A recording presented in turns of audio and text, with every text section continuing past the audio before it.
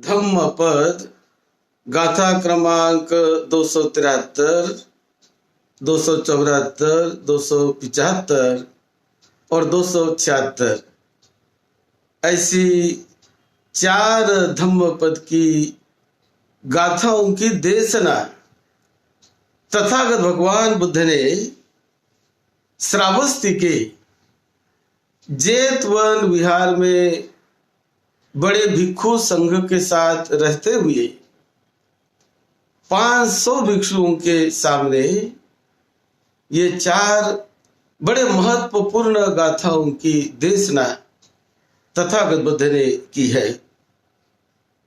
आज दिनांक 11 नवंबर 2020 ये 4 गाथाएं हैं।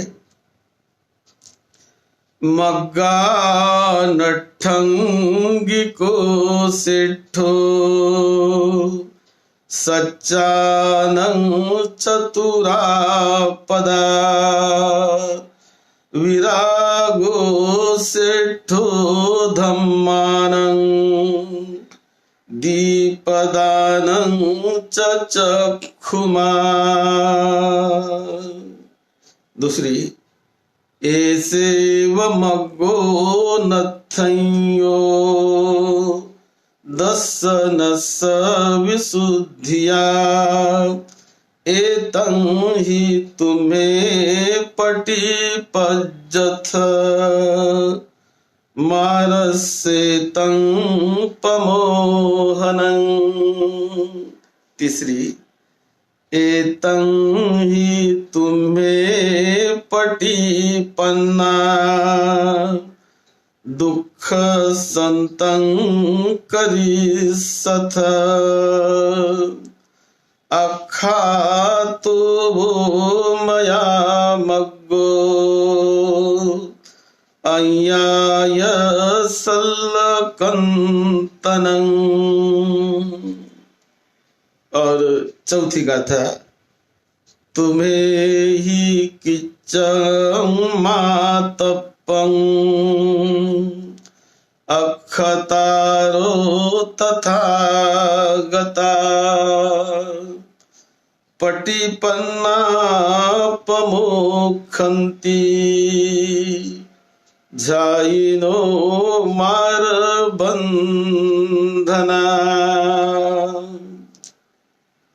ये बड़ी महत्वपूर्ण 4 धम्मपद के गाथाओं की देशना तथागत भगवान बुद्ध ने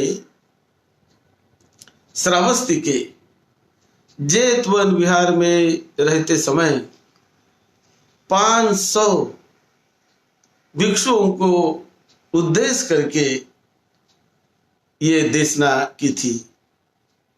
एक बार ऐसा हुआ, 500 भिक्षु जो जनपदों में चारिका करते करते श्रावस्ती आ गए और सभी जगह घूमकर कहीं जिलों में कहीं जनपदों में घूम रहे थे और चारिका करते करते श्रावस्ती में आ गए बुद्ध को मिलने के लिए। और वो सभी जब आए तो आकर एक शाला में वो बैठ गए, यानी जो हॉल है उस हॉल में वो बैठ गए और बैठकर सभी लोग, सभी भिक्षु जो घूम के आए थे जहां वहां से, तो आपस में चर्चा करने लगे। अब वो भिक्षु ऐसी चर्चा करने लगे, एक दूसरों से बोलने लगे कि देखो भाई, हम अमुक अमुक ग्राम में गए थे, उस ग्राम का रास्ता बड़ा सरल है, बड़ा अच्छा है, बड़े अच्छे लोग हैं उस गांव में। दूसरा कहने लगा, हम दूसरे गांव में गए थे, उस गांव में जाने का रास्ता बड़ा विषम है, बड़ा कठिन है, वहां पहुंचना, वहां जाना। कोई कहता है कि हम ऐसे गांव में गए कि वहां जाने का रास्ता बड़ा रेतीला रास्ता है, बड़े रेतीले रास्ते से उस गांव में जाना पड़ता है। फिर किसी ने कहा कि हम जिस गांव में गए उस गांव में जाते समय तो बड़ा पथरीला रास्ता है, उस पथरीले रास्तों से उस गांव में जाना पड़ता है। किसी ने कहा कि कोई जंगल के रास्ते से उस गांव में जाना पड़ता है। तो इस प्रकार अपना अपना अनुभव भिक्षु एक सभागृह में बैठकर, हॉल में बैठकर ये अपनी बातें वो करने लगे, अपनी बातें रास्ते के बारे में बातें करने लगे। और ये जब बातें कर रहे थे तब तथागत भगवान बुद्ध ने देख लिया, उनके समझ में आ गया कि ये लोग रास्ते की बात कर रहे हैं और यदि उन्हें इस समय अच्छा मार्गदर्शन मिल जाए तो ये फल प्राप्त करेंगे। ऐसा सोचकर तथागत बुद्ध स्वयं वहां पर चले गए। और जैसे वहां पर गए तो सभी भिक्षुओं ने बुद्ध का स्वागत किया और बुद्ध का स्वागत करके बुद्ध को बैठने के लिए आसन तो था ही, उससे विराजमान हुए उस आसन पर। और उस आसन पर बुद्ध बैठकर बुद्ध ने इन सभी को पूछा, वे क्या चर्चा कर रहे हो? ये गांव में आने जाने के रास्ते की चर्चा कर रहे हो। इससे ये अच्छा है कि तुम आध्यात्मिक उस मार्ग की चर्चा करो जो तुम्हारा परम उद्धार कर देगा। ये तो गांव में जाने आने का रास्ता है, इसकी चर्चा करके इससे बेहतर है कि तुम उसकी चर्चा करो जो आध्यात्मिक रास्ता होता है, जो मार्ग सर्वोत्तम श्रेष्ठ मार्ग है। तो बुद्ध ने कहा कि सभी से श्रेष्ठ मार्ग है इस जीवन में, वो है आर्य अष्टांगिक मार्ग, जो आध्यात्मिक से संबंधित है। और आर्य अष्टांगिक मार्ग पर चर्चा करो, वो तो सर्वश्रेष्ठ मार्ग है कि जो पार कराता है जीवन मरण की इस भव सागर से। उसी प्रकार सर्वोत्तम श्रेष्ठ है चार आर्य सत्य, यही सर्वोत्तम सत्य है, उसकी चर्चा करो। सत्य तो कई प्रकार के होते हैं। हम कभी खुर्ची पर बैठे हैं, चाय पी रहे हैं, ये भी सत्य है। हमारे घर के बाजू में पेड़ है, घर के सामने पेड़ है, वो भी सत्य है। हमारे घर के सामने से एक हाईवे जाता है और हाईवे से कई कारें जाती है, कई ट्रक जाती है, ये आती जाती है, ये भी सत्य है।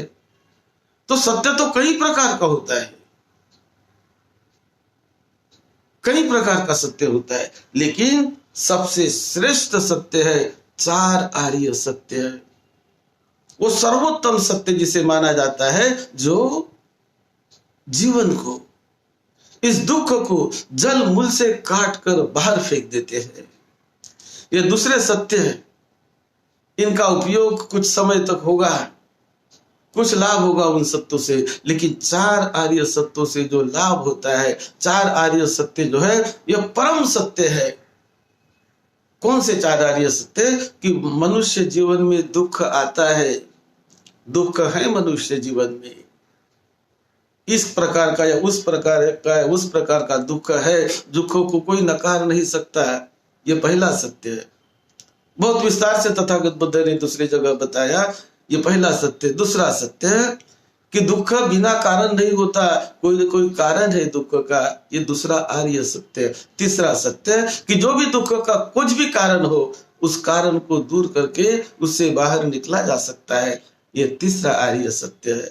ये सच्चाई है कि बाहर निकला जा सकता है। और चौथा आर्य सत्य है जो कि उसको निकलने का मार्ग ही, कौन से मार्ग से उस दुख से बाहर निकलेंगे, उस परेशानियों से बाहर निकलेंगे, उसका रास्ता, उसका मार्ग, उसे कहते हैं चौथा आर्य सत्य। तो ये चार आर्य सत्य सर्वोत्तम सच्चाई है, सत्य है। फिर वैराग्य, ये सर्वश्रेष्ठ है कि जीवन में कई बातों से दूर रहकर वैराग्य को प्राप्त करना वो अपने कल्याण के लिए, अपनी मुक्ति के लिए बहुत अच्छी कदम है। इसलिए वो सर्वश्रेष्ठ होता है वैराग्य का होना।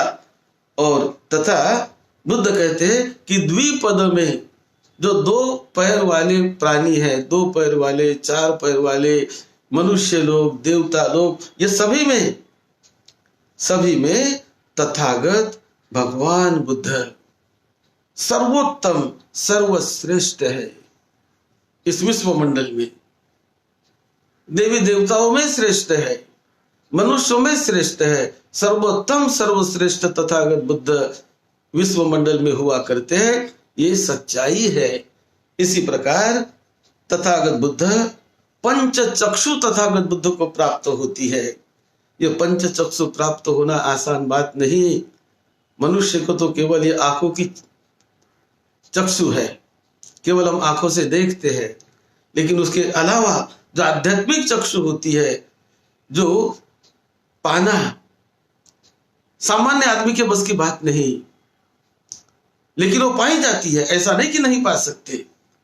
तो वो जो बुद्ध को पंच चक्षु बुद्ध को मिली थी, तो पंच चक्षु में कहते हैं दिव्य चक्षु, समंत चक्षु, बुद्ध चक्षु और प्रज्ञा चक्षु।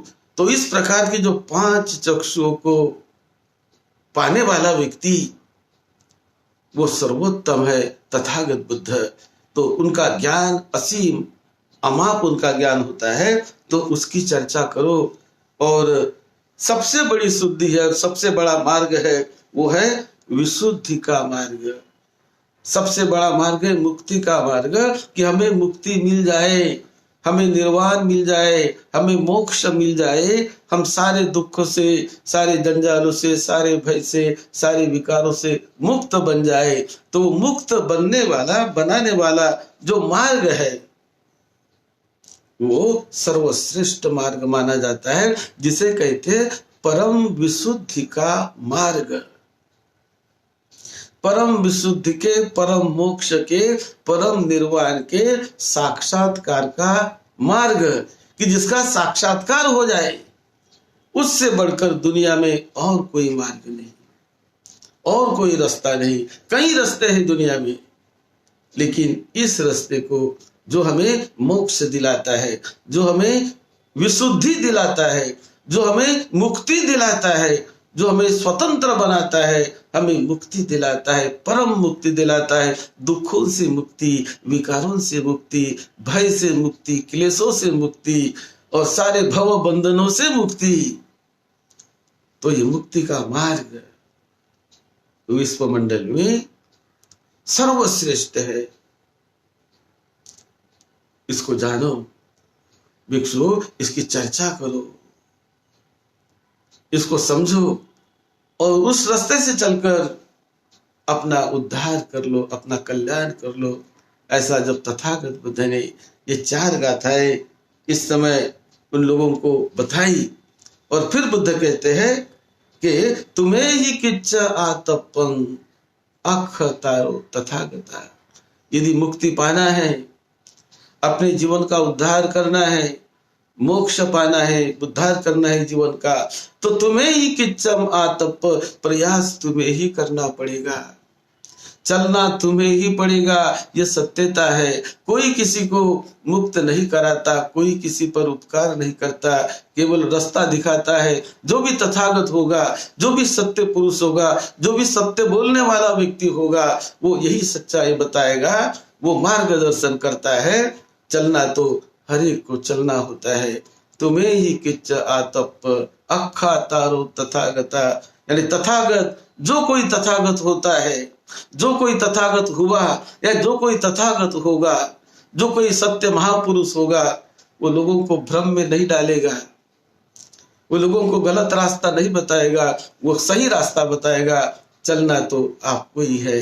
तुम्हें ही किच्च आतप। जिस प्रकार माता पिता अपने लड़के को वो चलाना सिखा सकते हैं कि बेटा ऐसा, जब बच्चा छोटा होता है, छोटा बच्चा चलना नहीं जानता है, तो माता पिता उनको एक एक पैर आगे उसका लेकर छोटे बच्चे को, छोटे लड़के को माता पिता चलाने सिखाते हैं, ऐसा चल, और वो बच्चा चलने लगता है। तो चलना अपने ही पैर पर है। हमें, हम माता पिता के पैर पर जीवन भर नहीं चल सकते, हम दूसरों के पैर पर नहीं चल सकते। हमें चलना है, अपने ही पैरों पर चलना है। ये तो सत्यता है ना। दूसरे के पैर पर नहीं चला जा सकता, दूसरा केवल रास्ता दिखा सकता है। इसी प्रकार जो आध्यात्मिक चलना है, आध्यात्मिक मुक्ति है, वो भी स्वयं अपने बल से उसे पाया जाता है, अपने प्रयास से उसे पाया जाता है, स्वयं चला जाता है। ज्ञान ऐसा ही है। ज्ञान, जिस किसी व्यक्ति को ज्ञान मिलाना है, तो ज्ञान मेरे लिए मेरा भाई ज्ञान नहीं हासिल कर सकता, मेरे लिए मेरा लड़का ज्ञान नहीं हासिल कर सकता, मेरे लिए मेरा कोई दूसरा मित्र ज्ञान नहीं हासिल कर सकता। मेरे लिए, मुझे ज्ञान हासिल करना है तो मुझे ही मेरी प्रज्ञा जगानी होगी, मुझे ही ज्ञान हासिल करना है। इसे कहते हैं कि तुम्हें ही चलना होगा, तुम्हें ही रास्ते पर चलना है, तभी तुम ज्ञानी बनोगे। यदि मैं ज्ञानी बनना चाहूं और मेरा दोस्त वो ज्ञान के लिए प्रयास करता रहे तो उससे मुझे ज्ञान मिल जाएगा, ऐसी बात नहीं। वो केवल प्रेरणा दे सकता है, रास्ता दिखा सकता है। कोई भी कल्याण मित्र चलना तो हर एक व्यक्ति को है। तो ये बुद्ध ने इतनी सच्ची बातें जो कही है कि तुम्हें ही किच्च आतप अखता तथागता, स्वयं तुम्हारे मुक्ति के लिए तुम्हें ही प्रयत्न करना पड़ेगा, तुम्हें ही चलना पड़ेगा। रास्ता है, यह आध्यात्मिक रास्ता है। चलना शुरू करो और लाभी बन जाओ, लाभी बन जाओ। ऐसा जो मार्ग तथागत बुद्ध ने बताया, इन 500 लोगों ने सुना और 500 लोगों ने सुनकर उसी समय वो अरहत बन गए। 500 लोगों को वो अरहत्व की प्राप्ति हो गई, क्योंकि इसके सुनते ही और इस रास्ते पर वो चल ही रहे थे, चलने वाले ही थे, तो उन्हें पूरा साक्षात्कार हो गया। इस प्रकार ये 4 गाथाएं इस घटनाओं के साथ जुड़ी हुई है, और जो सारे दुखों से निकाल कर अनंत सुख शांति के अवस्था में पहुंचा तक सकता है, वह आर्य अष्टांगिक मार्ग, वह 4 आर्य सत्य है। ये देश ना सुनकर वो भिक्षु बड़े लाभी हो गए, बहुत कल्याण हुआ उनका। आप सबका मंगल हो, आपको निरोगत्व मिले, आपको लंबी उम्र मिले, आपको सुख शांति मिले, ये वैभव मिलता रहे, आपके परिवार के सभी को सुख शांति मिले। यही मंगल मैत्री के साथ सद्धम्म की सेवा में, आपकी सेवा में डॉक्टर बदंत राहुल बोधी महाथिर।